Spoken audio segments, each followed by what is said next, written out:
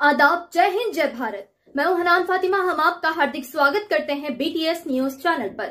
BTS news channel India की हर सच खबर आप तक पहुंचाते हैं।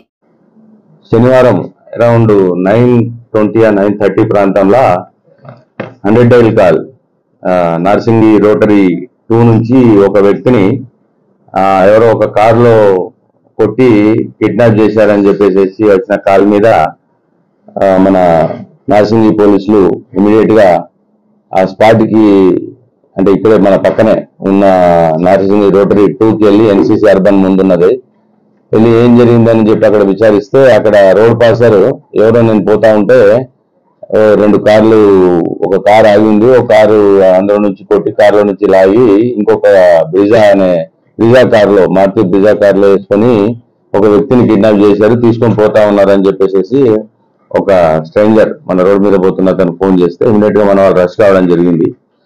తర్వాత అక్కడ ఆ ఫోను, తర్వాత ఎస్క్రాస్ కార్, అది వైట్ కలర్, ఆ పక్కనే ఆ కారులో కాస్త అంటే రక్తం ఉండడం, ఆ చెప్పులు అలా పడి ఉండడం, ఆ పక్కనే ఫోన్ పడి ఉండడం తోటి ఇమీడియట్ గా నార్సింగి ఇన్స్పెక్టర్ గారు స్పాట్ కి రీచ్ అయ్యారు. తర్వాత మాకు కూడా సమాచారం ఇస్తే మేము రీచ్ కావడం జరిగింది. DCP గారు కూడా స్పాట్ కి రీచ్ అయ్యారు. అంటే అలార్మింగ్ గా ఉండే రక్తం ఉండడంతో ఏదో జరిగి కిడ్నాప్ అనే దాంతో ఇమీడియట్ గా కంట్రోల్ రూమ్ కి అలర్ట్ చేసి ఇంటర్ స్టేట్ బార్డర్స్ ని, తర్వాత మా మిగతా చెక్ పోస్టులని, టోల్ గేట్స్ ని అలర్ట్ చేయడం జరిగింది.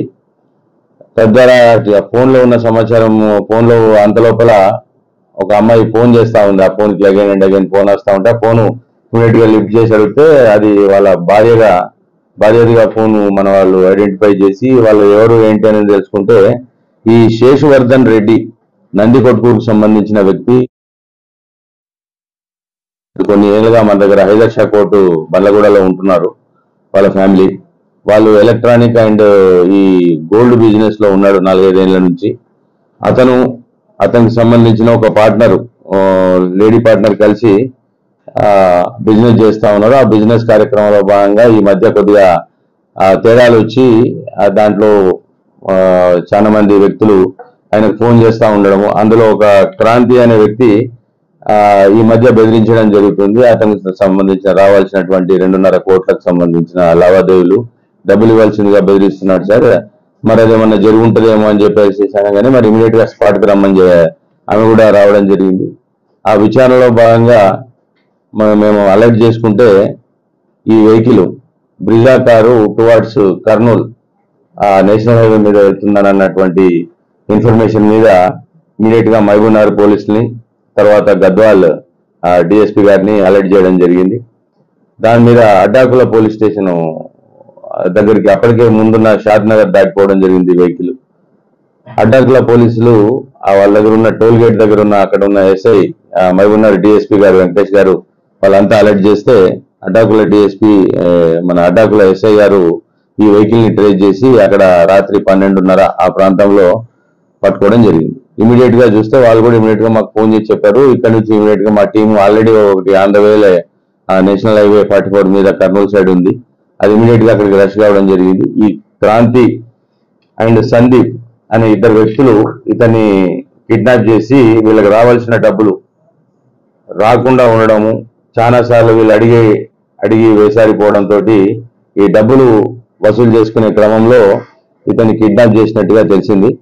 తర్వాత వాళ్ళని ఇమీడియట్ గా మార్నింగ్ టైమ్స్ వల్ల మనం మళ్ళీ బ్యాక్ నార్సింగి పోలీస్ స్టేషన్ కి తీసుకొచ్చి ఇక్కడ విచారణ చేస్తే వీళ్ళు ఎలక్ట్రానిక్స్ అండ్ గోల్డ్ ఫీల్డ్ లో ఉన్నారు. ఫస్ట్ మాకు ఏసీలు సార్ 44,000 రూపీస్ ఏసీ మాకు ఆన్లైన్ లో చెక్ చేస్తా ఉంటే 35,000కు సప్లై చేస్తామని అన్నారు.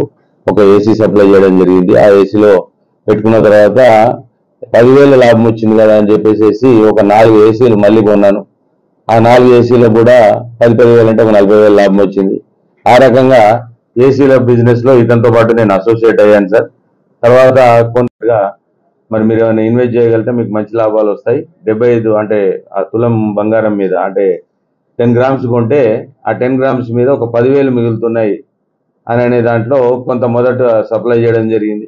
ఫస్ట్ లో ఒక 40 గ్రాములు, దాంట్లో ఒక 40,000 మిగలడం, మళ్ళీ దాన్ని ఒక 100 గ్రాములు, తర్వాత ఆఖరికి ఏ స్టేజ్కి వెళ్ళారంటే 2600 అంటే కిలో 2 కిలోలు కొనే స్థాయికి వీళ్ళను తీసుకెళ్లి ల్యూర్ చేయడం ద్వారా వీళ్ళు ఆ డబ్బులు పెట్టడం, దాంట్లో ఆ లాభాలు తర్వాత చైన్ బిజినెస్ టైప్లో ఉండడం ద్వారా ఆగిపోయాయి.